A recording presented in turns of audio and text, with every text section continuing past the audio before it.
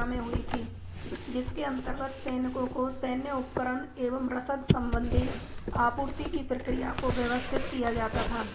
वर्तमान समय में यह आपूर्ति श्रृंखला प्रबंधन का ही एक महत्वपूर्ण घटक है, जिसमें कच्चे माल की खरीद संबंधी परिवहन, भंडारण एवं अंतिम उत्पाद की स्पुर्दगी संबंधी परिवहन एवं सुरक्षा संबंधी कार्य निष्पादित किए जाते हैं, जिसका उद्देश्य लागतों को कम करना एवं ग्राहक संतुष्टि में वृद्धि करना होता है। कह सकते हैं कि तैयार माल को उचित समय एवं उचित लागत में ग्राहकों तक पहुंचाना ही लॉजिस्टिक प्रबंधन कहलाता है। लॉजिस्टिक मिश्रण के उद्देश्य एवं विशेषताएं: उत्पादों को उचित मात्रा में उचित समय एवं उचित लागत पर ग्राहकों तक पहुंचाना। नंबर 2, कुशलता में वृद्धि करना। नंबर 3, उत्कृष्ट ग्राहक सेवा पहुंचाना। नंबर 4, विक्रय संवर्धन करना। नंबर 5, मधुर ग्राहक संबंधों की स्थापना करना। लॉजिस्टिक मिश्रण के घटक एवं तत्व। नंबर 1, आदेश प्रक्रिया का निर्माण। इस प्रक्रिया में ग्राहकों से आदेश लेना एवं आदेशानुसार उत्पाद को उपलब्ध कराना शामिल होता है एवं इन दोनों गतिविधियों के मध्य लगने वाले समय को ही रिकॉर्ड किया जाता है। नंबर 2, स्कंध प्रबंधन। इस तत्व के अंतर्गत उत्पाद के स्टॉक को व्यवस्थित करना शामिल होता है। नंबर 3, भंडारण प्रबंधन। यदि निर्मित माल का तुरंत विक्रय नहीं होता है तो उसे स्पुर्दगी के समय तक उचित तरीके से सुरक्षित रखा जाता है, जिसे भंडारण प्रबंधन कहते हैं। परिवहन। लॉजिस्टिक मिश्रण का यह अंतिम तत्व होता है जिसमें उत्पाद को वहां पहुंचाना होता है जहां उसकी मांग रहती है। लॉजिस्टिक के प्रकार। Inbound logistic. इसके अंतर्गत कच्चे माल का प्रबंधन, आपूर्तिकर्ता से इसकी प्राप्ति एवं कच्चे माल का उचित रखरखाव करना शामिल होता है, जो वास्तव में आपूर्तिकर्ता को उत्पादक से जोड़ता है। Outbound logistic. यह तैयार माल को उपभोक्ता तक वितरित करने का कार्य है, जिसमें तैयार माल की सुरक्षा व संरक्षण शामिल होता है। Third party logistic. इसके अंतर्गत निर्माता कंपनी द्वारा लॉजिस्टिक का कार्य किसी बाहरी पक्षकार को सौंपा जाता है। Reverse logistic. इसके अंतर्गत यदि ग्राहक माल से असंतुष्ट होता है तो उसे पुनः विक्रेता तक पहुंचाने की व्यवस्था की जाती है। SCM एंड लॉजिस्टिक प्रबंधन में अंतर। SCM और लॉजिस्टिक प्रबंधन। SCM यह एक व्यापक अवधारणा है और लॉजिस्टिक प्रबंधन LM और SCM का एक अंग है, अतः अपेक्षाकृत सीमित अवधारणा है। SCM यह आधुनिक अवधारणा है और लॉजिस्टिक प्रबंधन अपेक्षाकृत प्राचीन अवधारणा है। SCM इसमें नेटवर्क के विभिन्न चरण शामिल होते हैं, लॉजिस्टिक में इसमें केवल परिवहन का चरण ही शामिल होता है। SCM का उद्देश्य ग्राहक को प्रतियोगी वातावरण में लागत से अधिक लाभ उपलब्ध कराना होता है और लॉजिस्टिक प्रबंधन इसका उद्देश्य कच्चे माल एवं तैयार माल के प्रभावी प्रवाह को व्यवस्थित करना होता है। उद्यमिता। उद्यमिता जोखिम भरा कार्य है जिसमें उद्यमी योग्यताओं के द्वारा नवाचार करके व्यावसायिक उपकरण स्थापित करने एवं व्यूह रचनात्मक योग्यता का चयन करते हुए लाभ का बेहतर उपयोग करना है। उद्यमिता की परिभाषा। उद्यमिता का तात्पर्य नव परिवर्तन से है। यह अनिश्चितताओं का सामना करने के लिए जोखिम उठाने की अंतःप्रेरणा एवं इच्छा है। उद्यमिता से अभिप्राय समाज में नए उपकरणों को स्थापित करने की प्रवृत्ति से है। किसी व्यवसाय को प्रारंभ करने तथा उसे सफल बनाने के लिए उसमें समय, धन तथा प्रयासों, नवाचार का निवेश करना एवं जोखिम उठाना ही उद्यमिता है। उद्यमिता की विशेषताएं, लक्षण एवं प्रकृति। जोखिम, नवाचार, सृजनात्मक प्रक्रिया, प्रबंधकीय कौशल एवं नेतृत्व क्षमता और अवसर खोजने की प्रक्रिया। उद्यमिता एक व्यवहार है। उद्यमिता एक उच्च आकांक्षा का परिणाम है। उद्यमिता एक पेशेवर क्रिया है। उद्यमिता के महत्व और लाभ। आज के आधुनिक युग में उद्यमिता आर्थिक जगत के लिए एक आवश्यकता बन चुकी है, जिसके महत्व को निम्न बिंदुओं से समझ सकते हैं। नवाचार को प्रोत्साहन, नए एवं सफल उद्यमों की स्थापना, नवीन तकनीकों का विकास, संतुलित आर्थिक विकास में सहायक, आर्थिक एवं सामाजिक समस्याओं जैसे अशिक्षा, गरीबी, बेरोजगारी आदि के समाधान में सहायक, रोजगार सृजन, उपलब्ध संसाधनों का कुशलतम उपयोग संभव। उद्यमिता के प्रकार। व्यवसाय लघु उद्यमिता, इसके अंतर्गत दुकानें, कारीगर, कलाकार इत्यादि शामिल होते हैं जो नवाचार युक्त सीमित संसाधनों से व्यवसाय स्थापित करते हैं जिनका उद्देश्य पारिवारिक पालन पोषण करना होता है। बृहद स्तरीय उद्यमिता, ये समाज की आवश्यकताओं को ध्यान में रखते हुए नवाचार एवं आविष्कार युक्त उत्पाद बनाते हैं और साथ ही अत्यधिक लाभ की अपेक्षा रखते हैं। सामाजिक उद्यमिता, इसके अंतर्गत समाज की आवश्यकता एवं समस्याओं का समाधान किया जाता है जिसका उद्देश्य सामाजिक कल्याण की प्राप्ति करना होता है। जोखिम उठाने, अवसर खोजने, नवाचार एवं नेतृत्व क्षमता की सृजनात्मक प्रक्रियाई उद्यमिता है। स्टार्टअप, ऐसी संस्था जो अपने परिचालन तंत्र स्थापना के प्रारंभिक स्थान पर हो एवं जो नवीन उत्पाद, नवीन प्रक्रिया एवं नवीन तकनीकी से व्यवसाय करना चाहते हैं, स्टार्टअप कहलाती है। नोट, जो कि स्टार्टअप कार्य योजना की स्थापना के प्रारंभिक चरण में होते हैं, अतः इनमें अधिक जोखिम के साथ अधिक लाभ प्राप्ति की संभावना रहती है। स्टार्टअप के लाभ एवं हानि। लाभ और हानि, रोजगार सृजन होता है, हानि अत्यधिक जोखिम होता है। लाभ, नवीन क्षेत्रों में नवाचार युक्त अवसंरचना होती है। हानि, कार्य सुरक्षा का अभाव होता है। लाभ, आर्थिक, सामाजिक एवं राजनीतिक न्याय की प्राप्ति है। हानि, अत्यधिक कार्यभार है। और लाभ, संसाधनों के उपयोग में नवाचार और हानि, कोषों का अभाव। इंट्रोडक्शन, उद्भवन। स्टार्टअप व्यवसाय को विकसित करने एवं जीवित रखने वाले संस्थाओं को इंक्यूबेशन सेंटर कहा जाता है। वास्तव में यह केंद्र स्टार्टअप व्यवसाय को व्यापारिक एवं तकनीकी सुविधाएं, नेटवर्क कनेक्शन, प्रयोगशाला आदि की सुविधाएं प्रदान करते हैं। स्पष्ट है कि यह केंद्र स्टार्टअप के प्रारंभिक चरण में संजीवनी के समान कार्य करते हैं। नोट, भारत में स्टार्टअप पॉलिसी में इंक्यूबेशन की भूमिका महत्वपूर्ण है। वर्तमान में लगभग 150 इंक्यूबेटर हैं जिनमें से अधिकांश केंद्र स्टार्टअप समर्थन के लिए बनाए गए हैं जिनको IIM या IIT एवं अन्य सम्मानित शैक्षणिक संस्थानों द्वारा संचालित किया जा रहा है।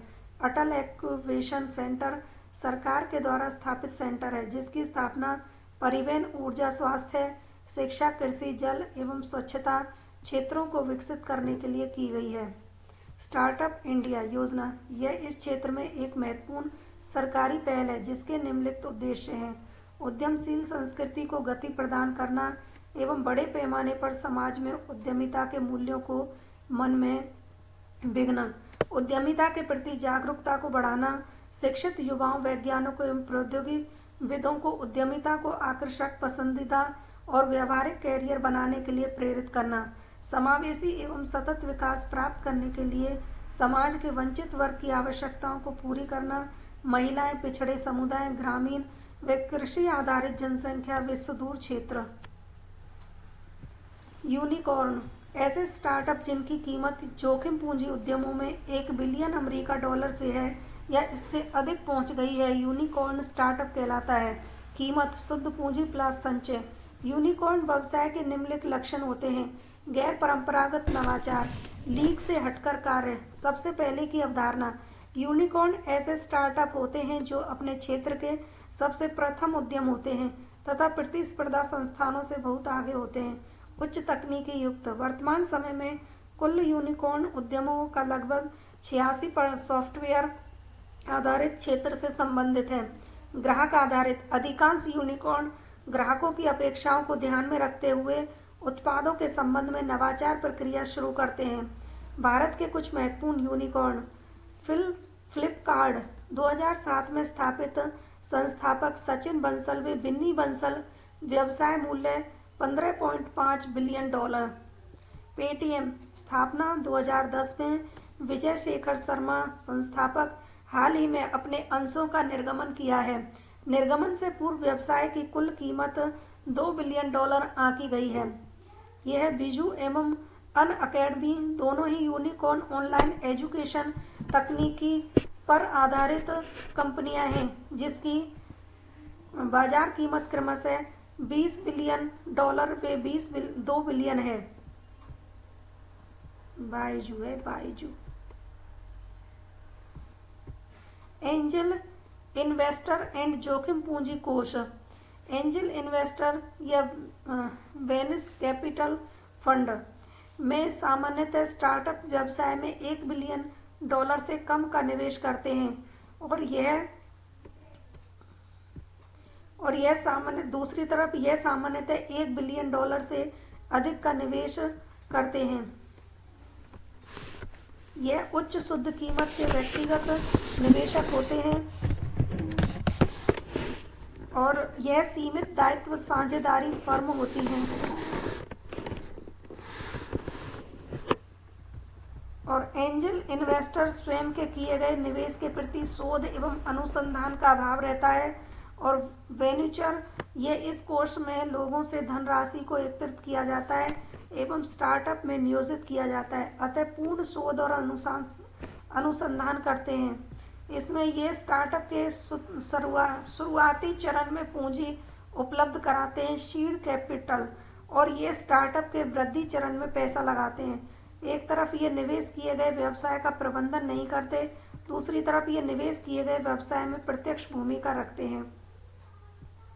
पंजीकरण में VCF और इसमें प्रबंधक होता है एक साइड निवेश में नई एवं विकास की ओर अग्रसर व्यवसाय स्टार्टअप, और VCF के नीचे यूनिट ये निवेशक होता है, प्रबंधक पेशेवर होता है।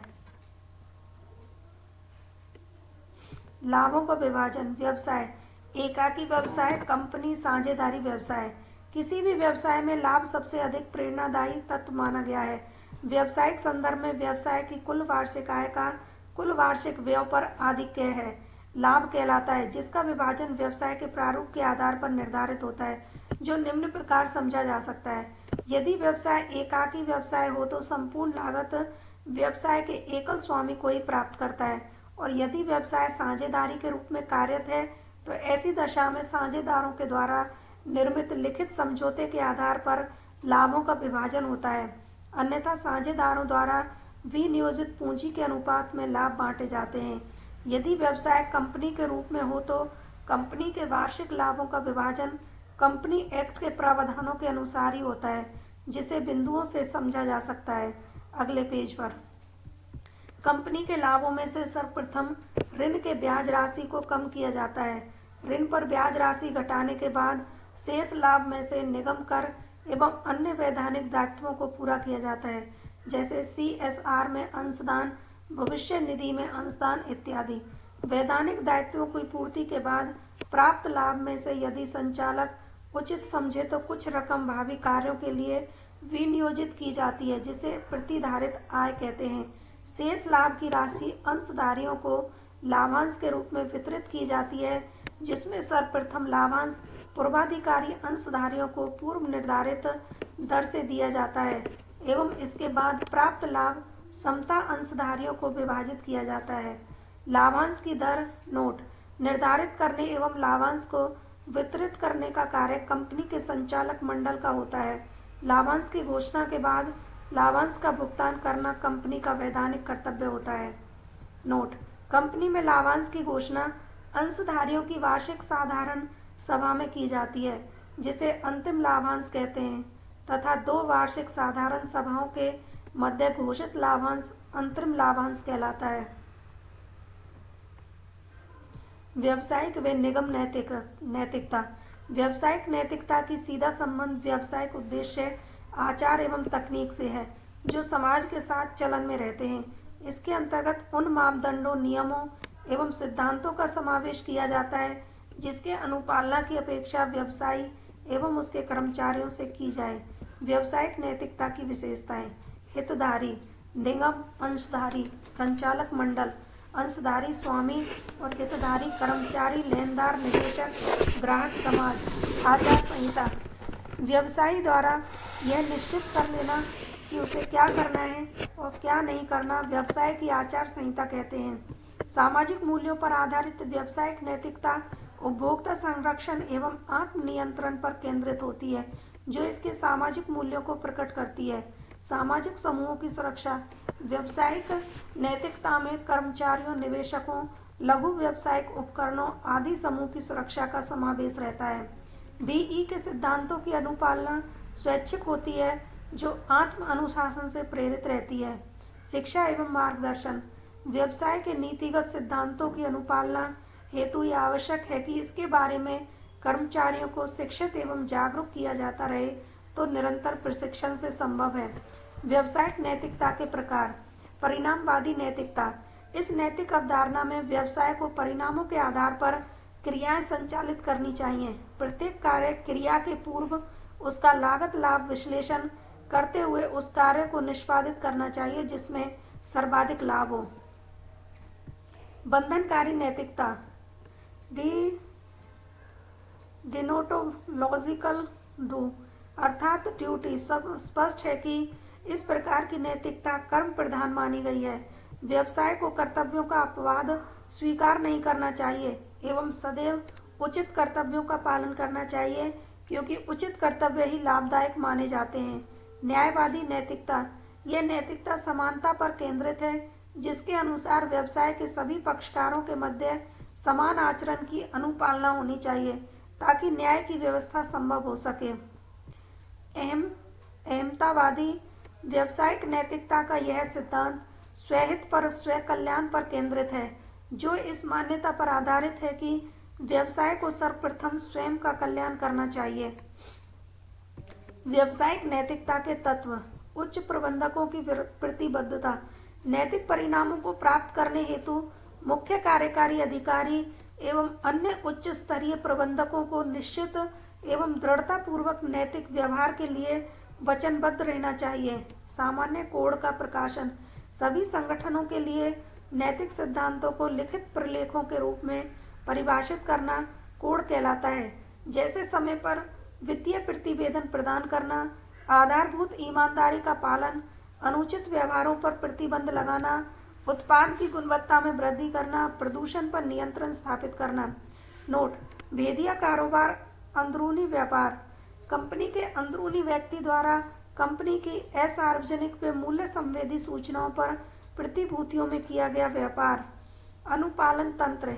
यह निश्चित करने हेतु कि वास्तविक निर्णयों तथा कार्यों का निष्पादन नियमों एवं नैतिक स्तरों के अनुसार हो रहा है, उचित अनुपालन तंत्रों की स्थापना की जानी चाहिए।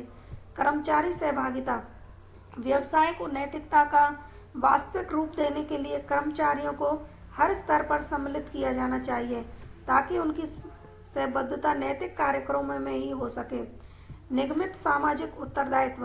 अर्थ। व्यवसाय द्वारा कर्मचारियों तथा उनके परिवारों व समाज के जीवन स्तर को सुधारने के साथ साथ आर्थिक विकास हेतु निरंतर वचनबद्धता ही CSR है। CSR एक प्रबंध अभिधारणा है जिसके द्वारा निगम स्वयं की आर्थिक, सामाजिक एवं पर्यावरणीय आवश्यकताओं के बीच संतुलन स्थापित करती है। भारत में CSR के वैधानिक प्रावधान। कंपनी अधिनियम 2013 की धारा 135 के अनुसार निम्नलिखित कंपनियों पर CSR के प्रावधान लागू होंगे। कंपनी जिनका वार्षिक टर्नओवर 10,000 करोड़ या अधिक है, कंपनी जिनका शुद्ध मूल्य 500 करोड़ या अधिक है, या कंपनी जिनका शुद्ध वार्षिक लाभ 5 करोड़ या अधिक हो। उपयुक्त कंपनियों को एक CSR समिति का गठन करना होगा एवं विगत 3 वर्षों के औसत शुद्ध लाभ का 2% सामाजिक उत्तरदायित्व एवं गतिविधियों पर निवेश करना होगा। अन्यथा संचालक मंडल को यह सिद्ध करना होगा कि कंपनी द्वारा ऐसा क्यों नहीं किया गया। सिद्ध न कर पाने पर संचालक सजा के उत्तरदायी होगा। CSR के पक्ष एवं विपक्ष में तर्क। पक्ष में आर्थिक सामाजिक न्याय की प्राप्ति, निगम की सामाजिक पहचान में वृद्धि, सरकार पर सब्सिडी भार में कमी, व्यापारिक गतिविधियों के लिए बेहतर वातावरण, व्यवसाय की सामाजिक उत्तरदायित्व के प्रति संबद्धता।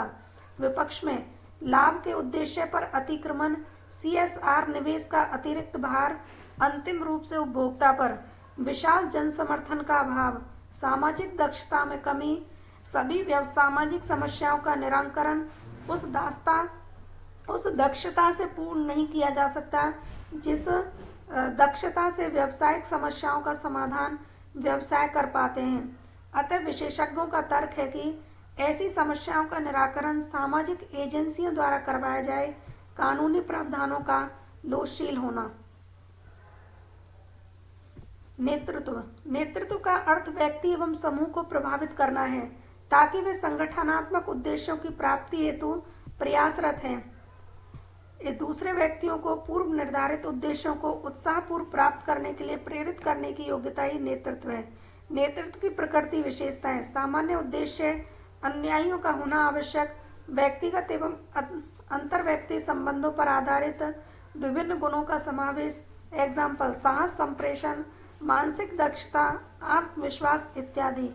हितों की एकता, आदर्श आचरण का होना नेतृत्व प्रबंधन से भिन्न है। नेतृत्व व प्रबंधन में अंतर। नेतृत्व अर्थ अन्य व्यक्तियों को इस प्रकार प्रभावित करने की कला ताकि लक्ष्यों की प्राप्ति मिलजुल कर की जा सके, और प्रबंधन वह प्रक्रिया जिसमें उत्पादन के साधनों का प्रभावी उपयोग किया जाता है ताकि संगठनात्मक लक्ष्य प्राप्त हो सके। नेतृत्व प्रबंधन का एक अंग है और प्रबंधन का क्षेत्र व्यापक है। नेतृत्व का मुख्य कार्य दूसरों को लक्ष्य प्राप्ति हेतु प्रभावित करना होता है और प्रबंध के मुख्य कार्य नियोजन, संगठन, समन्वय, निर्देशन, नियंत्रण आदि होते हैं। नेतृत्व का आधार सत्ता है और प्रबंध का आधार अधिकार है। नेतृत्व प्रबंध की तुलना में अधिक गतिशील, लोचशील एवं खुली प्रक्रिया है और प्रबंधन संगठित, व्यवस्थित एवं औपचारिक प्रक्रिया है।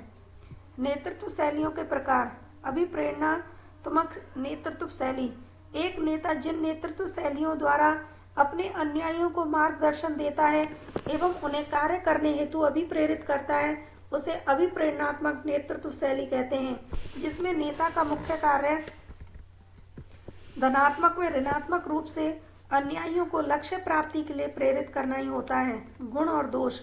गुण उद्देश्य प्राप्ति में सहायक है, दोष आर्थिक भार है। गुण कार्य के प्रति लगन एवं मनोबल में वृद्धि है, दोष अल्पकालीन अवधारणा, सामूहिक संतुष्टि का अभाव और संसाधनों का उचित उपयोग गुण है, और अमानवीय प्रणाली दोष है, और मधुर मानवीय संबंधों का निर्माण गुण है। निरंकुश शैली: इस शैली में समस्त निर्णय अधिकार नेता के पास केंद्रित होते हैं। नेता अनुयायियों पर दबाव एवं आदेश पालना का भय बनाए रखता है क्योंकि नेता को शक्ति से मोह रहता है। अनुयायी आदेश, नेता आदेश, अनुयायी आदेश, अनुयायी। गुण शीघ्र एवं सुस्पष्ट निर्णय, अविलंब निर्णय, और दोष अनुयायियों में भय का वातावरण जिसमें पहलवन का समापन। गुण अनुयायी आज्ञा पालक रहते हैं, दोष कर्मचारियों की पहचान। गुण नेता संतुष्ट रहता है एवं यही संतुष्टि उसे ऊर्जावान बनाती है, दोष कर्मचारियों के मनोबल में गिरावट आती है और कर्मचारियों की पहचान शक्ति की समाप्ति। अंतरतंत्रीय शैली: नेतृत्व की इस शैली में प्रबंध की सत्ता नेता में केंद्रित न होकर विकेंद्रीकृत होती है तथा नीतियों पद्धतियों का निर्धारण अनुयायियों से विचार विमर्श करने के बाद किया जाता है। इस शैली में नेता अनुयायियों के प्रति मानवीय दृष्टिकोण रखता है। गुण मानसिक एवं भावात्मक सहभागिता, दोष निर्णय में विलंब। गुण कर्मचारियों के मनोबल में वृद्धि, दोष अत्यधिक खर्चीली। नंबर 3 कार्यों के प्रति अभिरुचि में वृद्धि। नंबर 3 समन्वय का अभाव, दोष। गुण कर्मचारियों की सृजनात्मक का लाभ, दोष अत्यावश्यक कार्यों में अनुपयुक्त। निर्बाध शैली: हस्तक्षेप या बिना लगाम का नेतृत्व नेता अपने अनुयायियों को इस शैली में स्वयं के भरोसे छोड़ देता है। अनुयायी स्वयं लक्ष्य निर्धारित करते हैं एवं स्वयं ही उन्हें प्राप्त करने के लिए आवश्यक निर्णय लेते हैं। नेता तो केवल अनुयायियों के बीच संपर्क कड़ी का कार्य करते हैं।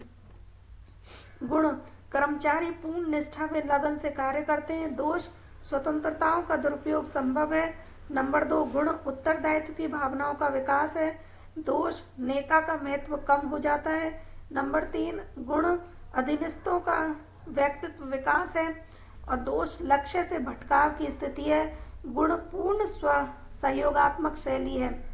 करिश्मा प्रधान शैली या परिवर्तनकारी शैली: इस शैली के अंतर्गत कर्मचारियों के कार्यों एवं लक्ष्यों के मूल मानक नेता के द्वारा निर्धारित किए जाते हैं। धीरे धीरे कार्यों की चुनौतीपूर्ण बना दिया जाता है ताकि कर्मचारी अपने आराम क्षेत्र से बाहर निकलकर कम समय में कार्य को पूर्ण करें। गुण आदेश में एक रूपता होती है, दोष दबाव अधिक होता है। गुण कम समय में कार्य निष्पादन होता है, दोष कार्यों के प्रति रुचि में कमी। संसाधनों का कुशलतम उपयोग गुण है, समर्पण भाव की कमी दोष है। दक्षतापूर्ण कार्य गुण है, अत्यधिक औपचारिकताएं दोष है। नेतृत्व विचारधाराएं। गुण विचारधारा। नेतृत्व वास्तव में एक कला है और नेता के रूप में सफलता तभी मिल सकती है जब व्यक्ति विशेष में नेता बनने के अपेक्षित गुण पर्याप्त मात्रा में उपस्थित हों। आत्मविश्वास, शारीरिक बनावट, संप्रेषण की कला, सामाजिक व मानसिक दृढ़ता, ऐसे जैसे गुण जिस व्यक्ति में हों वे आवश्यक नेता बनता है। यह परिस्थित्यात्मक विचारधारा।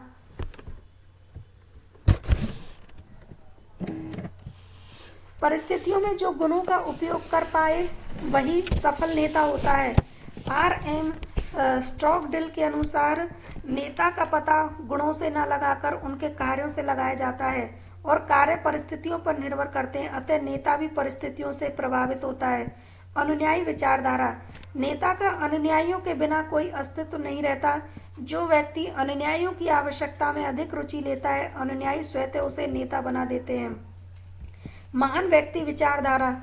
व्यक्तियों में जन्मजात कुशलता, करुणा शक्ति, पहलपन एवं दूरदर्शिता होती है जो उन्हें नेता बनाती है, अतः नेता बनाए नहीं जाते, नेता पैदा होते हैं, थॉमस कोलोइल ने कहा है। व्यवहारवादी विचारधारा। नेता का आचरण आदर्श होना चाहिए, अर्थात नेतृत्व का अध्ययन नेता क्या करता है, क्यों करता है के आधार पर होना चाहिए, न कि नेता क्या है के आधार पर। स्पष्ट है कि यह विचारधारा नेता के व्यक्तिगत व आदर्शवादी व्यवहार का निर्भर करती है। आकस्मिकता विचारधारा। फिल्डर का मानना है कि परिस्थितियों के फलस्वरूप नेतृत्व जन्म लेता है एवं व्यक्तियों में यह गुण अचानक से विकसित होने लगते हैं जो उन्हें सफल नेता बनाते हैं। अच्छे नेता के गुण। हेनरी फ्योल के अनुसार अच्छा स्वास्थ्य एवं शारीरिक क्षमता, योग्यता एवं मानसिक संतुलन रहे, नैतिक गुण होने चाहिए, ज्ञान होना चाहिए, प्रबंधकीय योग्यता होनी चाहिए। नेल्सन के अनुसार नए विचारों को विकसित व क्रियान्वित करने का गुण, सामुदायिक जीवन में सक्रिय भाग, कार्यों एवं समय की उचित योजना का निर्माण, स्वयं क्षमता को विकसित करना, कमजोरियों को दूर करना, लक्ष्यों के प्रति समर्पण, अनुयायियों को अधिकार व कर्तव्य का उचित प्रत्यायोजन, आत्मविश्वास, अनुयायियों के साथ सहयोग और कर्मचारी सहभागिता। अभिप्रेरण मोटिवेशन। सामान्यतः अभिप्रेरण एक ऐसी शक्ति अथवा इच्छा है जो व्यक्तियों की इच्छा को इस प्रकार बना देती है कि वे कार्य करने के लिए प्रेरित हो जाए। अभिप्रेरणक एक मनोवैज्ञानिक अवधारणा एवं उत्तेजना है जिसका संबंध कर्मचारियों में कार्य कर रही उन शक्तियों से है जो उन्हें किसी कार्य को किसी ढंग से करने अथवा न करने के लिए प्रोत्साहित करती है। अभिप्रेरण के उद्देश्य। संस्था के लक्ष्य पूर्ति के साथ साथ कर्मचारियों के हितों में सहयोग करना, विभिन्न प्रेरक तत्वों की खोज करना व उन्हें प्रस्तुत करना, कर्मचारियों का सहयोग प्राप्त करना, कार्य का स्वस्थ एवं अनुकूल वातावरण बनाए रखना, कर्मचारियों की विभिन्न आवश्यकताओं की पूर्ति में सहयोग करना, मनोबल एवं उत्पादकता में सामंजस्य संबंध स्थापित करना व उन्हें बढ़ाना। अभिप्रेरण की विचारधाराएं। मास्लो की आवश्यकता क्रम सिद्धांत। वर्ष 1943 में अब्राहम मास्लो ने मानवीय आवश्यकताओं के निर्धारित क्रम को अभिप्रेरण से संबंधित करते हुए क्रमानुसार आवश्यकता संतुष्टि से व्यक्ति को अभिप्रेरित करने का सुझाव दिया। जिन्होंने अपनी पुस्तक ए थ्योरी ऑफ ह्यूमन मोटिवेशन में विभिन्न आवश्यकताओं का क्रम निर्धारित किया। संतुष्टि, ख्याति, आत्मविकास, पूर्णता, आत्मविकास, स्वाभिमान, सामाजिक सुरक्षा आवश्यकता, शारीरिक आवश्यकता में भोजन, हवा, पानी, मकान और सामाजिक में प्रेम, लगाव, आत्मीयता और आत्मविकास में पूर्णता, आत्मविकास और संतुष्टि, ख्याति, स्वाभिमान में और सुरक्षा आवश्यकता वृद्धावस्था में। हेज़बर्ग की द्विघटक आवश्यकता सिद्धांत। हेज़बर्ग के अनुसार कार्य वातावरण के दो घटक होते हैं, जिसे उन्होंने प्रेरक कार्य एवं आरोग्य कारक की संज्ञा दी है। ये दोनों कारक ही एक दूसरे के पूरक होते हैं, जो कार्य वातावरण में एक साथ विद्यमान होते हैं। आरोग्य घटक कर्मचारी को असंतुष्ट होने से रोकते हैं, वही अभिप्रेरक घटक उसे और अधिक कार्य करने हेतु प्रेरित करते हैं। आरोग्य घटक और अभिप्रेरक घटक। आरोग्य घटक संस्था की नीतियां हैं, अभिप्रेरक घटक उपलब्धियां हैं। आरोग्य घटक कार्य वातावरण है और यह पदोन्नति है। आरोग्य घटक कार्य दशाएं व सुरक्षा है, यह अभिप्रेरक घटक विकास है। आरोग्य घटक वेतन है, अभिप्रेरक घटक उत्तरदायित्व है और अभिप्रेरक घटक अधिकार है। मैकग्रेगर की एक्स व वाई विचारधारा। मैकग्रेगर ने अपनी पुस्तक the human side of enterprise में इस विचारधारा का प्रतिपादन करते हुए बताया कि प्रबंधकों का कर्मचारियों के प्रति कैसा व्यवहार होगा एवं प्रबंधक उन्हें कैसे अभिप्रेरित करेंगे, ये इस बात पर निर्भर करता है कि कर्मचारियों के प्रति प्रबंधकों की क्या मान्यता है। मैकग्रेगर के अनुसार संस्था में एक्स व वाई पद्धति के कर्मचारी कार्य करते हैं। एक्स थ्योरी का कर्मचारी काम करना पसंद नहीं करते, महत्वाकांक्षा कम होती है, अस्तित्व के प्रति कार्य करते हैं, उत्तरदायित्व से बचते हैं, अधिक निर्देशन की आवश्यकता होती है। और वाई थ्योरी में काम करना पसंद करता है, आत्म विकास की ओर अग्रसर होते हैं, आत्मनिर्देशन में महत्वाकांक्षी होते हैं और नई जिम्मेदारी उठाने को तैयार और कम निर्देशन की आवश्यकता होती है। एक्स में उपचार, लक्ष्य निर्धारण में कम भूमिका, अनुशासनात्मक एवं दंडनात्मक कार्रवाई, सूक्ष्म पर्यवेक्षण करना ऋणात्मक उपचार है। और वाई में निर्णय में सहभागिता, कम निर्देशन, पुरस्कार पदोन्नति धनात्मक उपचार है। विलियम आउची की जेड विचारधारा। विलियम आउची ने जापानी उद्योगों के प्रबंध दर्शन पर आधारित अभिप्रेरणा की विचारधारा को प्रतिपादित किया, जो जेड विचारधारा के नाम से प्रसिद्ध है। प्रबंधकों को कर्मचारियों से कार्य करवाते समय जापानी प्रबंधन व्यवस्था में प्रचलित निम्नलिखित मान्यताओं को अपनाना चाहिए। प्रबंधकों में श्रमिकों में पारस्परिक विश्वास, मानवीय बल में संपूर्णता, कार्य लो और निकालो के स्थान पर कार्य लो और विकास करो की अवधारणा लागू होनी चाहिए। क्रम की आशा विचारधारा। कोई भी व्यक्ति किसी भी कार्य को करने के लिए तभी अभिप्रेरित होगा जब उसे यह आशा एवं विश्वास हो कि किसी कार्य को करने से उसे अमुक परिणाम प्राप्त होता है और ये अमुक परिणाम उसके लिए आकर्षक होगा। क्रम की आशा विचारधारा निम्नलिखित 3 तथ्यों पर केंद्रित है। कृष्ण शक्ति, व्यक्ति कार्यों में से किसी एक कार्य को वरीयता देता है जो परिणाम से संबंधित होती है। निष्पादन परिणाम, व्यक्ति उस परिणाम को प्राप्त करना चाहेगा जो उसकी आशा के अनुरूप हो। परिणाम आकर्षण, जो परिणाम प्राप्त हुआ हो वह कर्मचारी को आकर्षक लगे। मानव संसाधन प्रबंधन, इस प्रबंधन में नए या अनुभवी, कुशल व आकर्षक कार्मिकों की भर्ती की जाती है जो ग्राहकों को घुमाने व ठहराने की व्यवस्था करते हैं। पर्यटन उद्योग का महत्व, रोजगार अवसरों का सृजन, विदेशी मुद्रा की प्राप्ति, अवसंरचनात्मक विकास, सहायक उद्योग धंधों का विकास, हस्तशिल्प और कला विकास, स्थानीय संस्कृति की वैश्विक पहचान, सांस्कृतिक धरोहरों का संरक्षण, पर्यावरण जागरूकता। हानियां, पर्यावरण प्रदूषण, सामाजिक प्रदूषण, पाश्चात्य संस्कृति का अंधानुकरण, नशा, वेश्यावृत्ति इत्यादि। समाज के कमजोर पक्ष का उपहास, राष्ट्र विरोधी गतिविधियों में वृद्धि। शिक्षा प्रबंधन, शिक्षण कार्य से संबंधित उपलब्ध संसाधनों का दक्षता पूर्वक एवं प्रभावपूर्ण तरीकों से उपयोग करते हुए ऐच्छिक लक्ष्यों की प्राप्ति में विभिन्न चरणों में समन्वय स्थापित करना ही शैक्षिक प्रबंधन कहलाता है। शिक्षण प्रबंधन की विशेषता है सार्वभौमिक क्रिया। यह सभी देशों में सभी समाजों के लिए आवश्यक मानी जाती है, जिसे प्रत्येक परिस्थिति में जारी रखा जाता है। यह एक कला है, इसके अंतर्गत शैक्षणिक प्रबंधन को दूसरे लोगों से पूरा करवाया जाता है। यह एक पेशा है, जिस प्रकार एक पेशे में निर्धारित व व्यवस्थित क्रियाएं संचालित होती हैं, उसी प्रकार शैक्षिक प्रबंधन भी पेशेवर लोगों द्वारा संचालित होता है। यह लक्ष्योन्मुखी क्रिया है। शैक्षिक प्रबंधन की सहायता से शिक्षित, सभ्य व जागरूक समाज का निर्माण किया जाता है। शैक्षिक प्रबंधन के क्षेत्र। क्रमिक प्रबंधन। इस क्षेत्र में शिक्षा में संलग्न विभिन्न व्यक्तियों की नियुक्ति व चयन किया जाता है, जैसे अध्यापक, स्टाफ आदि। सामग्री प्रबंधन। चयनित एवं नियुक्त किए गए कार्मिकों को शिक्षण सामग्री उपलब्ध कराना ही इस चरण का उद्देश्य माना जाता है, जैसे किताबें, प्रयोगशाला उपकरण, शिक्षण सामग्री आदि। पाठ्यक्रम प्रबंधन। इसके अंतर्गत वर्तमान समय की प्रासंगिकता व आवश्यकता को ध्यान में रखते हुए पाठ्यक्रम की रचना की जाती है। सहायक शैक्षणिक गतिविधियाँ। इस चरण में उन गतिविधियों को शामिल किया जाता है जिससे छात्रों के मानसिक विकास एवं अन्य गुणों का विकास किया जा सके, जैसे खेल कूद, कलात्मक गतिविधियां, मनोरंजन गतिविधियां इत्यादि। समय सारणी का निर्माण। इस चरण में अध्यापन कार्य से जुड़े व्यक्तियों को कार्य का वितरण किया जाता है, जिसके लिए पूर्व निर्धारित समय सारणी की रूपरेखा बनाई जाती है। शिक्षा प्रबंधन के महत्व। उपलब्ध संसाधनों का कुशलतम उपयोग। शिक्षा नियोजन से लेकर शिक्षा नियंत्रण तक के विभिन्न चरणों का संतुलित विकास। सभ्य व शिक्षित समाज का निर्माण संभव।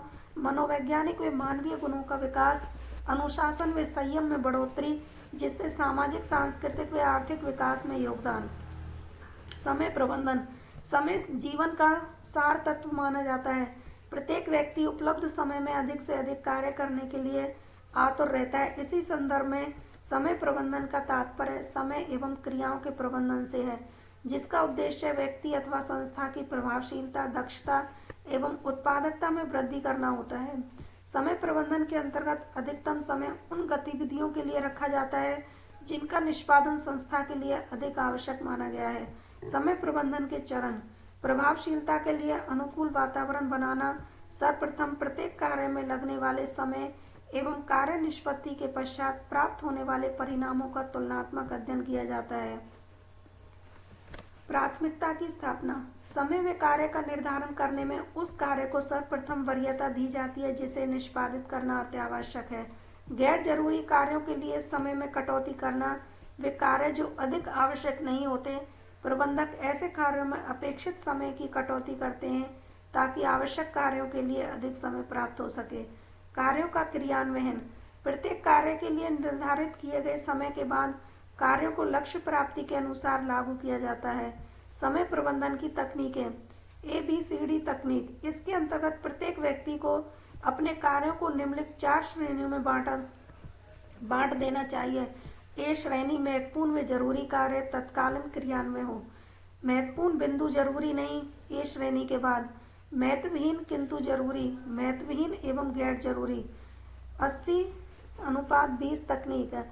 इस तकनीक के अनुसार संपूर्ण गतिविधियों में से 20% गतिविधियां ही ऐसी होती हैं जो कि संस्था के लिए अधिक महत्वपूर्ण मानी जाती हैं। अतः इन गतिविधियों में उपलब्ध समय का 80% उपयोग में लेना चाहिए एवं शेष गतिविधियों में उपलब्ध समय का 20% विनियोजित किया जाना चाहिए। इसे प्रियोटो तकनीक भी कहते हैं। पिकली जार थ्योरी। इस सिद्धांत के अनुसार एक अचार के डब्बे को 24 घंटे की संज्ञा दी गई है, जिसमें सबसे पहले बड़े पत्थर अर्थात महत्वपूर्ण कार्य तब तक डाले जाते हैं जब तक कि जार पूरा न भर जाए। उसके बाद जार में छोटे पत्थर अर्थात औसतन जरूरी कार्य डाले जाते हैं और सबसे अंत में रेत अथवा महत्वहीन कार्य भरे जाते हैं। प्रशिक्षण में विकास। प्रशिक्षण में किसी कार्य विशेष को करने के लिए कर्मचारी के ज्ञान एवं कौशल में वृद्धि की जाती है तथा उनकी अभिरुचि एवं व्यवहार में उसी अनुसार आवश्यक परिवर्तन भी किया जाता है। किसी विशेष कार्य को करने के लिए कर्मचारी के ज्ञान एवं वृद्धि करने के लिए संबंधित कार्य को प्रशिक्षण कहते हैं। प्रशिक्षण में ऐसी गतिविधियां शामिल होती हैं जो प्रशिक्षु को उसके कार्य हेतु आवश्यक योग्यता एवं ज्ञान उपलब्ध कराती हैं। विकास। विकास से तात्पर्य सीखने के सुअवसर का निर्माण करने से है, जो कर्मचारियों के कार्य निष्पादन एवं व्यक्तिगत निष्पादन में सुधार लाता है। प्रशिक्षण एवं विकास। प्रशिक्षण निम्न स्तरीय एवं गैर प्रबंधकीय स्तर के लोगों के लिए। विकास पेशेवर व प्रबंधकीय स्तर के लोगों के लिए। प्रशिक्षण वर्तमान कार्य के लिए विकास भावी कार्यों के लिए। प्रशिक्षण या कार्य आधारित अवधारणा है। विकास व्यक्ति आधारित अवधारणा है। प्रशिक्षण अल्पकालीन अवधारणा है। विकास दीर्घकालीन अवधारणा है। प्रशिक्षण कौशल व क्षमता विकास है। विकास व्यक्तित्व निर्माण व विकास है। प्रशिक्षण की विधियां। कार्य पर प्रशिक्षण, कार्य से परे प्रशिक्षण, कार्य पर प्रशिक्षण। इसका अभिप्राय उस प्रशिक्षण विधि से है जिसका मुख्य आधार कार्य करते हुए सीखना है। इस विधि का प्रयोग कार्यस्थल पर ही होता है, जहां परीक्षार्थी कार्य सीखने के साथ उत्पादन भी करते हैं। और प्रशिक्षण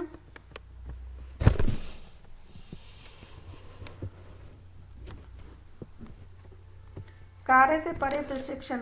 इस विधि में प्रशिक्षणार्थियों को कार्यस्थल से अन्य किसी स्थान पर प्रशिक्षण दिया जाता है। कार्य पर प्रशिक्षण की विधियां। अभिविन्यास आगमन। संगठन में नए कर्मचारी के आगमन पर उसे संगठन की कार्य दशाओं एवं नीतियों का संक्षिप्त प्रस्तुतिकरण करना ही अभिविन्यास कहलाता है। प्रशिक्षु प्रशिक्षण। ये एक ऐसी विधि है जहाँ प्रशिक्षु उच्च स्तरीय कौशल प्राप्त करने हेतु किसी विशेषज्ञ के अधीन एवं मार्गदर्शन में कार्य करते हैं। कार्य बदली प्रशिक्षण। कार्मिक को एक कार्य से दूसरे सह कार्य में लगाया जाता है ताकि ये अन्य कार्य की जानकारी भी प्राप्त कर सके। संयुक्त प्रशिक्षण। इस विधि में कर्मचारियों को कार्य से संबंधित तकनीकी एवं व्यवहारिक ज्ञान संयुक्त रूप से प्रदान करना होता है। शिक्षण। उच्च अधिकारी प्रशिक्षणार्थी को कार्य से संबंधित सैद्धांतिक बातें शिक्षक की भांति सिखाते हैं। कलात्मक कार्यों में अधिक प्रचलित है। कार्य से परे प्रशिक्षण की विधियां। कक्षा कक्ष व्याख्यान या कार्य प्रणाली को पेशेवर व्यक्तियों द्वारा समझाया जाता है। प्रकोष्ठ प्रशिक्षण। इसमें नए कर्मचारी को प्रशिक्षण देने के उद्देश्य से अलग से कृत्रिम प्रशिक्षण केंद्र की स्थापना कर दी जाती है तथा कर्मचारी उन्हीं उपकरणों पर कार्य सीखते हैं जिन पर उन्हें कार्य करना होता है। अन्य विधियां।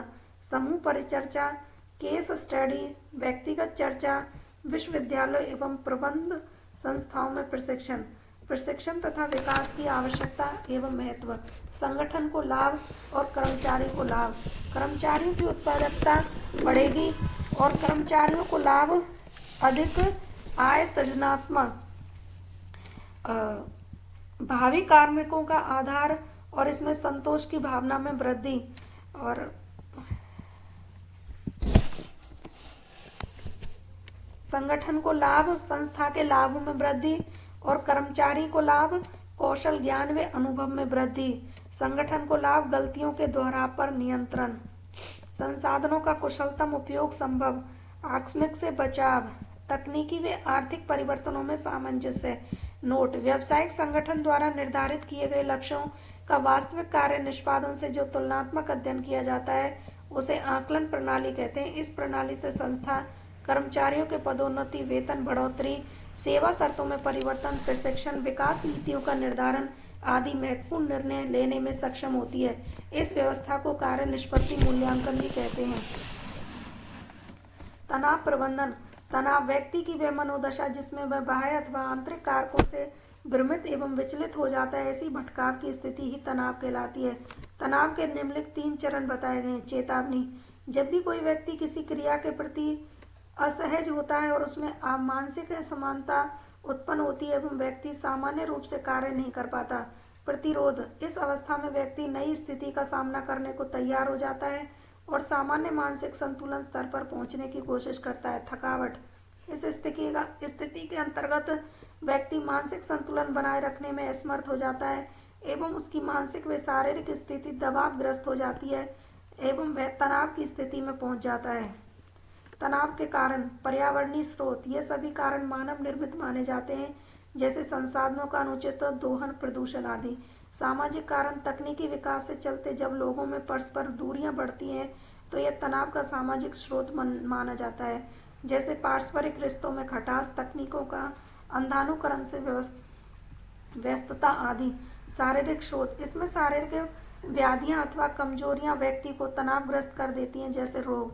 मनोवैज्ञानिक स्रोत। यह वर्तमान तनाव का मुख्य कारण माना गया है, जिसमें व्यक्ति क्रिया प्रतिक्रिया या परिणाम के बारे में नकारात्मक भावना बना लेता है एवं उसका तनाव का स्तर बढ़ता रहता है, जैसे रिश्ता टूटने का डर, किसी अपने को खोने का भय, मृत्यु का भय, प्राकृतिक आपदा या बीमारी का भय। नोट।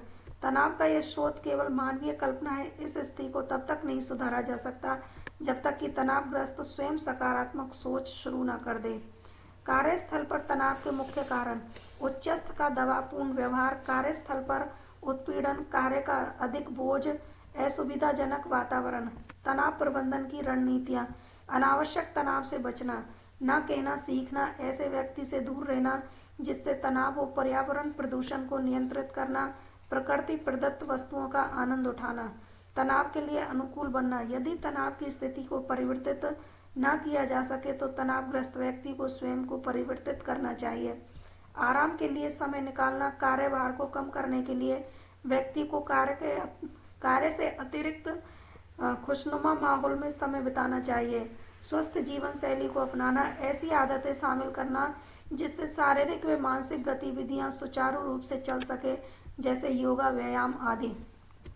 आवश्यक सेवाओं का प्रबंधन: वे सेवाएं जो प्रत्येक परिस्थिति में क्रियान्वित रहती हैं, अर्थात जो अपवादजनक स्थितियों में भी जनता को उपलब्ध कराई जाती हैं, अत्यावश्यक सेवाएं कहलाती हैं। इन सेवाओं को उपलब्ध कराने के पीछे महत्वपूर्ण दृष्टिकोण सामाजिक व्यवस्था को सुचारू रूप से संचालित करना होता है। नोट: यदि इन सेवाओं की आपूर्ति में व्यवधान उत्पन्न हो तो बीमारी, निर्धनता, गरीबी, हिंसा, अराजकता आदि की संभावना रहती है। नोट: आवश्यक सेवाओं के प्रबंधन के लिए राज्य सरकार ESMA एजी सर्विस मैनेजमेंट एक्ट क्रियान्वित करती है। नोट: आवश्यक सेवाओं में कौन कौन सी सेवाओं को शामिल करना है, इनका निर्धारण राज्य सरकार द्वारा किया जाता है। राजस्थान में निम्नलिखित सेवाएं आवश्यक मानी गई हैं: अग्नि सुरक्षा सेवाएं, जल आपूर्ति सेवाएं, विद्युत आपूर्ति सेवाएं, पुलिस प्रशासन, न्याय की सेवाएं। उक्त सेवाओं से जुड़े कर्मचारियों को हड़ताल को रोकने के लिए राज्य सरकार 6 माह की अवधि तक का ESMA कानून लगा देती है ताकि आवश्यकताएं सेवाओं की आपूर्ति बंद ना हो। अभिव्यक्ति: सामान्यतः शब्दों में अभिवृत्ति का अर्थ दृष्टिकोण या नजरिए से लगाया जाता है। यह व्यक्तित्व का वह गुण है जो व्यक्ति की पसंद नापसंद को दर्शाता है। इसे कई बार मनोवृत्ति के नाम से भी जाना जाता है। इसे निम्न प्रकार परिभाषित कर सकते हैं: अभिवृत्ति किन्हीं परिस्थितियों, व्यक्तियों या वस्तुओं के प्रति प्रतिक्रिया करने की स्वाभाविक तत्परता होती है जिसे सीख लिया गया तथा जो व्यक्ति द्वारा प्रतिक्रिया करने का विशिष्ट ढंग बन गया है। अभिवृत्ति से अभिप्राय व्यक्ति के उस दृष्टिकोण से है जिसके कारण ये किन्हीं व्यक्तियों, संस्थाओं, परिस्थितियों आदि के प्रति किसी विशेष प्रकार का व्यवहार करता है। अभिवृत्ति की प्रकृति: धनात्मक दृष्टिकोण। इसमें किसी भी संबंधित व्यक्ति, घटना या समूह के प्रति सकारात्मक दृष्टिकोण होता है। इसे ही सकारात्मक धनात्मक अभिवृत्ति कहा जाता है। ऋणात्मक अभिवृत्ति: इसमें किसी व्यक्ति, घटना या परिस्थिति के प्रति नकारात्मक दृष्टिकोण होता है।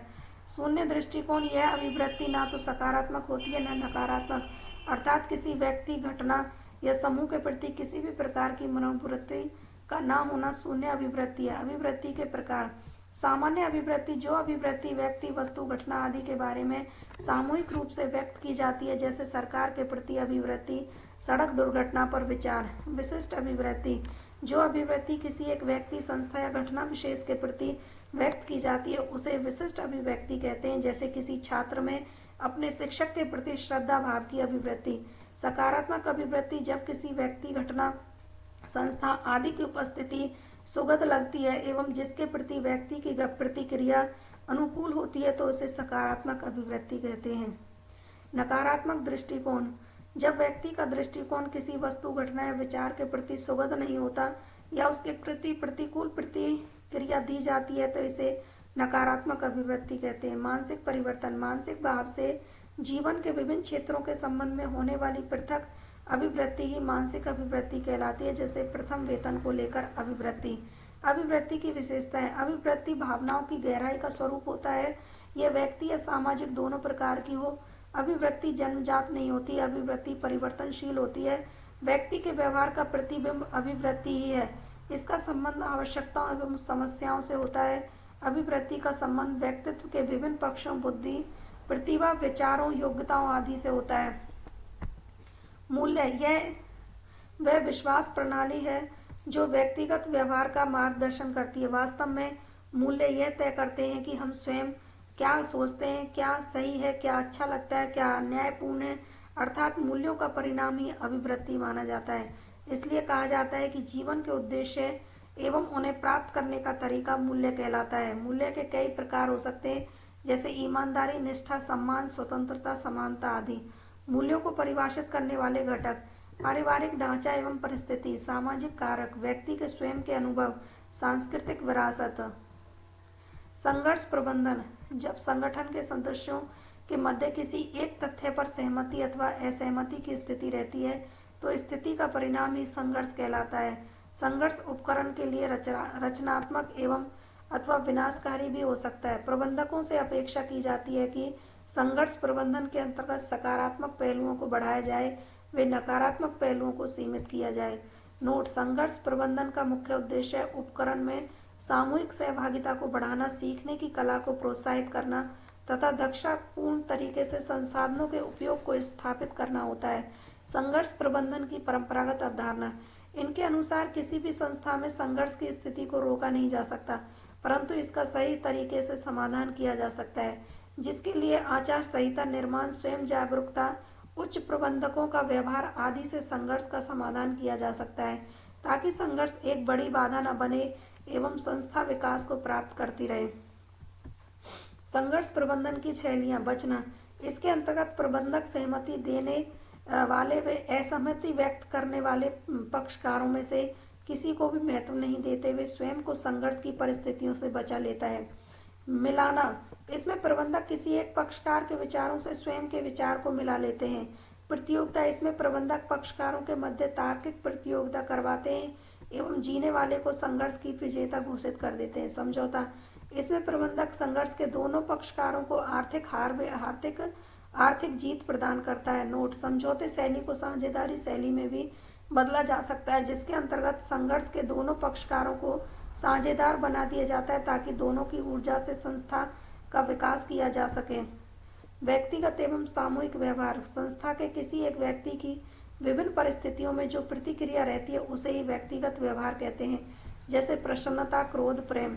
व्यक्तिगत व्यवहार को प्रदर्शित करने के लिए प्रसिद्ध मनोवैज्ञानिक कर्ट लेविन ने फील्ड थ्योरी को समझाया। उन्होंने किसी एक व्यक्ति के व्यवहार को पर्यावरण से प्रभावित होना बताया और ये निर्धारित किया कि व्यक्तिगत व्यवहार सर्वाधिक पर्यावरणीय घटकों पर निर्भर रहता है। व्यक्तिगत व्यवहार को प्रभावित करने वाले घटक: विरासतीय गुण: इन विशेषताओं में शारीरिक बनावट, धर्म, जाति, योग्यता, लिंग इत्यादि शामिल होते हैं। मनोवैज्ञानिक गुण: इसके अंतर्गत व्यक्ति के सिद्धांत, व्यक्तित्व, अभिवृत्ति, मूल्य इत्यादि शामिल होते हैं। पर्यावरणीय कारक: देश, समाज अथवा राज्य में व्याप्त आर्थिक, सामाजिक, सांस्कृतिक इत्यादि परिस्थितियां पर्यावरणीय कारणों में शामिल होती हैं। सामूहिक व्यवहार: समूह व्यवहार एक ऐसी स्थिति है जहां छोटे अथवा बड़े समूह में समान उद्देश्य वाले व्यक्ति एक दूसरे से व्यवहार करते हैं। किसी भी संस्था में दो प्रकार के समूह चलन में हो सकते हैं: औपचारिक समूह और अनौपचारिक समूह। औपचारिक समूह जब निश्चित लक्ष्य की प्राप्ति एवं विशेष कार्यों की निष्पत्ति के लिए समूह बनाया जाता है तो इसे औपचारिक समूह कहते हैं, जिसके निम्नलिखित भाग हो सकते हैं: निर्देशित समूह और द्विधारित समूह। इसमें समूह के सभी व्यक्ति समस्त कार्य किसी एक व्यक्ति के निर्देशों पर करते हैं। और द्विधारित समूह किसी एक विशिष्ट उद्देश्य की प्राप्ति के लिए जब कई व्यक्ति एक साथ मिलकर कार्य करते हैं तो ऐसे द्विधारी समूह कहते हैं। अनौपचारिक समूह वह समूह जो पारिवारिक, पारस्परिक या सामाजिक हितों के लिए बनाया जाता है, जैसे मित्रों का समूह, समाज के कुछ विशिष्ट व्यक्तियों का समूह। अंतर: औपचारिक समूह और अनौपचारिक समूह औपचारिक नियमों पर आधारित समूह है और अनौपचारिक नियमों का अभाव है। औपचारिक उद्देश्य विशिष्ट लक्ष्य की प्राप्ति होता है, अनौपचारिक भावात्मक समस्या या आवश्यकताओं की पूर्ति के लिए बनता है। औपचारिक स्थायी प्रकृति का होता है, अनौपचारिक अस्थायी प्रकृति का होता है। औपचारिक द्विमार्गी संप्रेषण उच्चस्थ अधीनस्थ होता है, अनौपचारिक एकल मार्गी और बहुमार्गी संप्रेषण होता है। और औपचारिक सदस्यता निश्चित शर्तों के बाद मिलती है और अनौपचारिक बिना शर्त के किसी भी सदस्यता मिल जाती है। सामूहिक व्यवहार के मॉडल: निरंकुश मॉडल: इसके अंतर्गत प्रबंधक आदेश देते हैं एवं अधीनस्थ केवल आदेश की पालना करते हैं।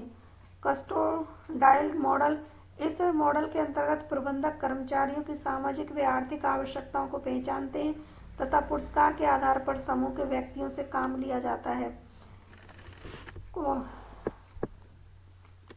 कोलोगिल मॉडल, इसके अंतर्गत समूह का ढांचा कुछ इस प्रकार निर्मित किया जाता है कि समूह के प्रत्येक व्यक्ति स्वयं के लक्ष्य निर्धारित करे एवं प्रबंधक उन्हें केवल मार्गदर्शित करते हैं। इसे सहभागी मॉडल भी कहते हैं।